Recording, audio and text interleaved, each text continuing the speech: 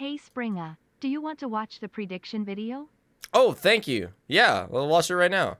A very cool video was sent to me, Chad. I guess I should, like... I guess we'll go right here. Has anyone documented the result of every prediction, or should that be my job? Option C. Nobody has, and you don't have to put yourself through that, madman. That would be interesting to know, though, what the average is. Oh, God, I'm very intrigued. What do you think the win-loss rate is between believer and non-believer predictions? What do you think it is? I'm gonna say it's like 40% believer, 60% non-believer. Astral Spiff. Streamer, speedrunner, and definitely not a Let's Player. He's built his own internet culture with the inside jokes and traditions that originated in his streams. I'm here to explore one of the oldest rivalries in Spiff lore. Believers versus non-believers. Definitely, it can't be believers-sided. Which one is historically better? There's actually How no can way. I more effectively gamble my meaningless currency so I can force Spiff to eat increasingly exotic foods? True. All that and more will be explained in this video.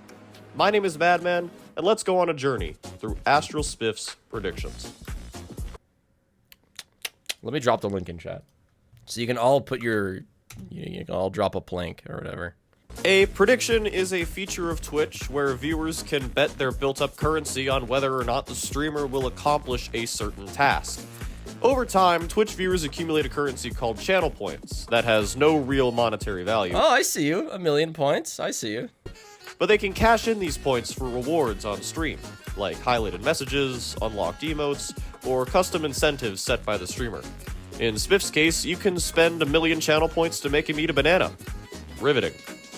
These channel points, known on Spiff's stream as Spiff Balls, or colloquially, balls, can be recklessly gambled on predictions with the tantalizing potential of winning more.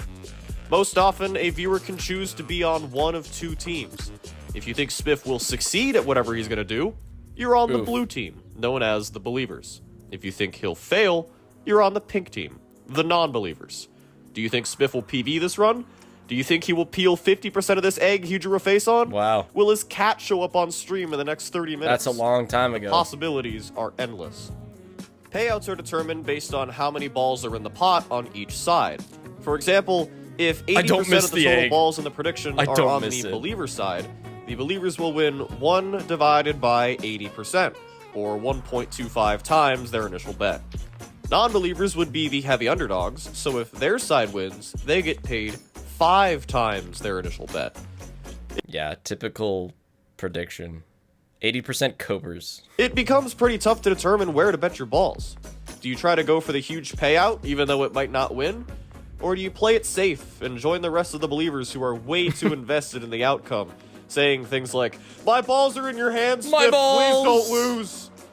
But which team has won more predictions all time? 100% Believers or non-believers? It's 60-40. On August 1st, 2023, I set out to find the answer. Gosh. For over 2 years of my life, I combed through every past stream that was posted to Spiff's VODs channel, consequently becoming one of the most dedicated VODers in the Spiff fandom, and meticulously documenting every single prediction I could find. That's unreal.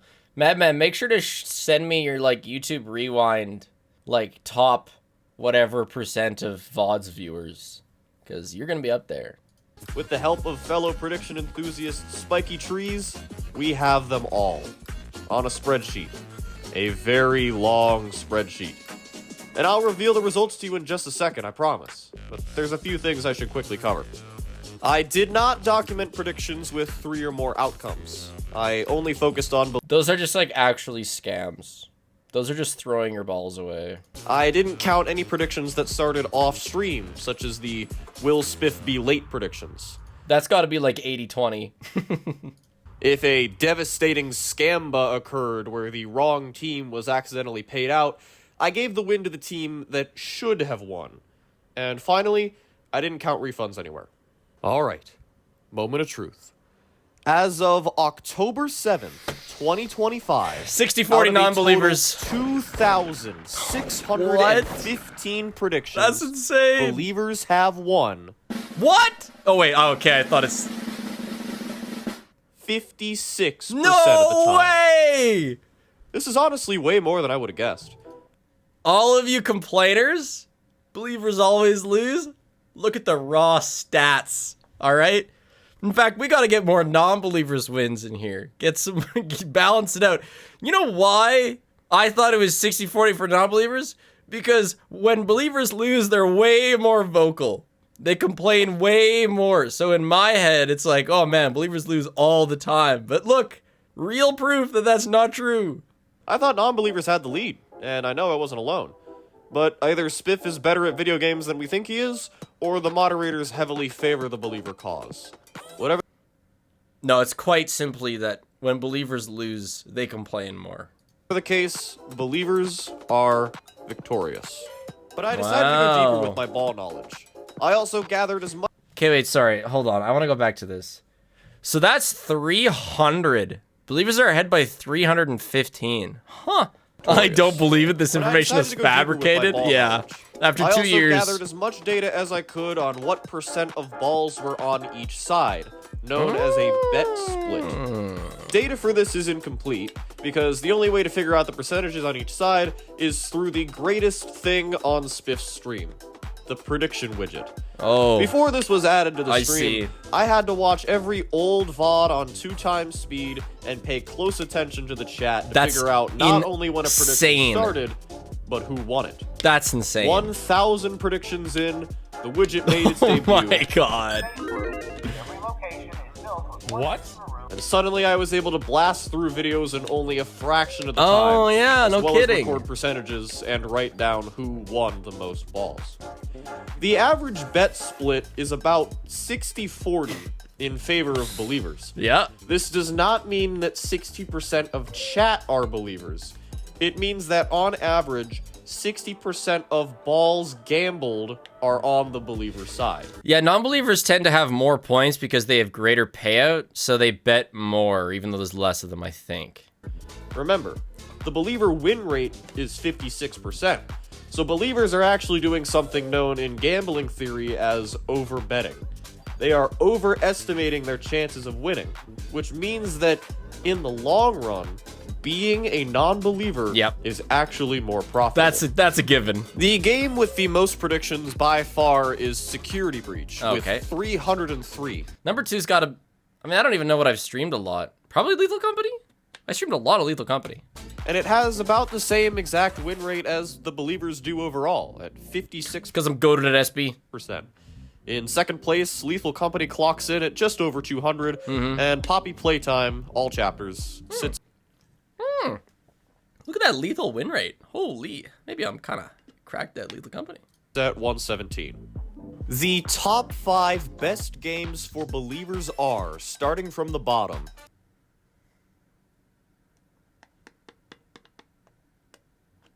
Haste is going to be the worst. Help Wanted 1 with a 62% believer win rate. Buckshot with 63%. I find this one very interesting. If he ever goes back to Project Playtime, that has a 67% believer win rate. Nope. Sister Location has 67%. And finally, Repo, with nearly 69% going to believers.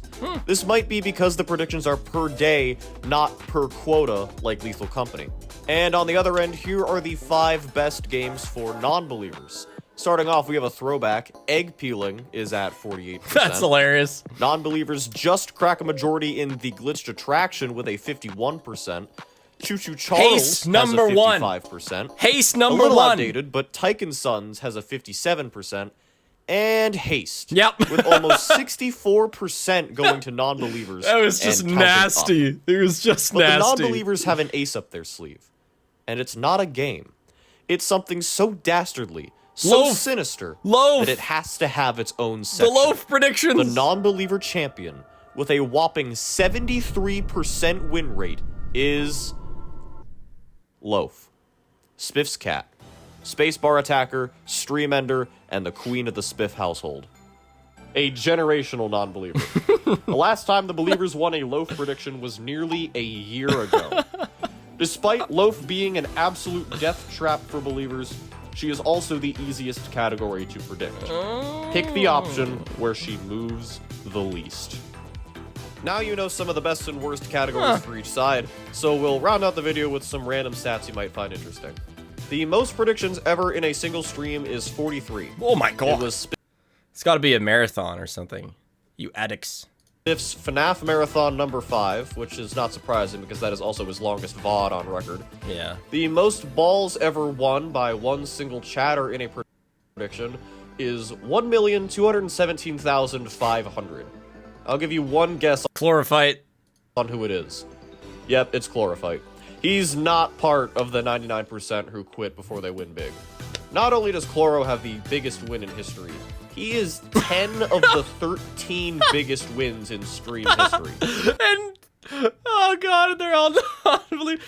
Look at that. Wow, a 600,000 believer win. I'm kind of curious about this one. Yeah, Chlorophyte drops 250,000 on every single prediction. Haven't seen him in a while, though, but bro is like the best gambler this channel's ever seen. Probably because of being a non-believer in Lethal Company. That's a lot of balls. The maximum bet you can make... Sorry, hold on. I want to see who else is on that list. Icy, Endermono, Solor. I don't think I recognize Solor. That's the only one on this list that I think is a lurker. The maximum bet you can make on a single prediction is 250,000. So, in order to beat this, you would need to max bet on a 20% split and win, which is exceedingly difficult.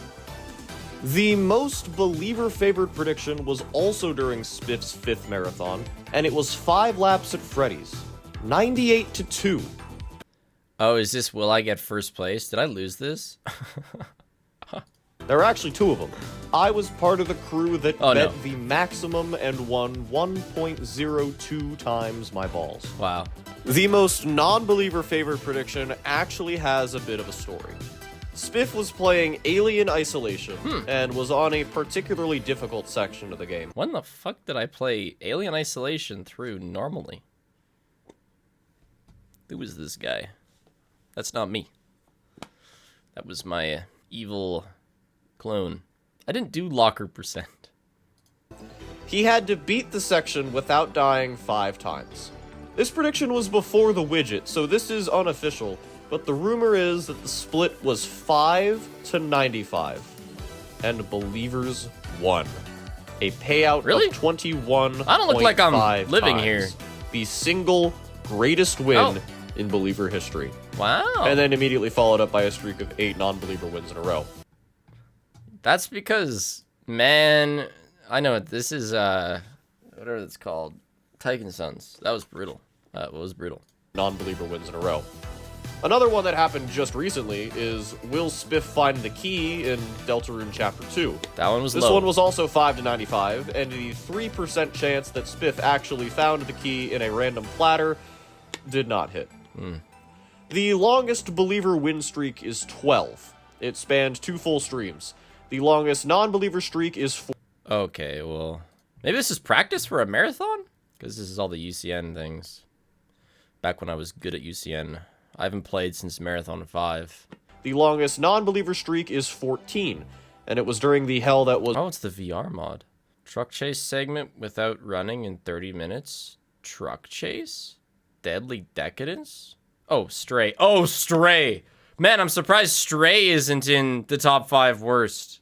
Stray Sprintless and Dark Deception. And I think that's it. My passion project of... Story time. Let me tell you a story, chat. During that Alien Isolation stream, I kept betting believer despite the fact that Dan kept making predictions and Spiff kept losing. I bet 100 Dan. balls and ended up winning 10k. Not crazy numbers, but an insane ratio. And then blew all of it on Titan Sons less than an hour later. That must have been an emotional roller coaster day for you. over 2 years is finally complete. I've managed to come up with a data set that statisticians can only dream of. My spreadsheet compiling all the predictions is in the description of this video, available for your perusal.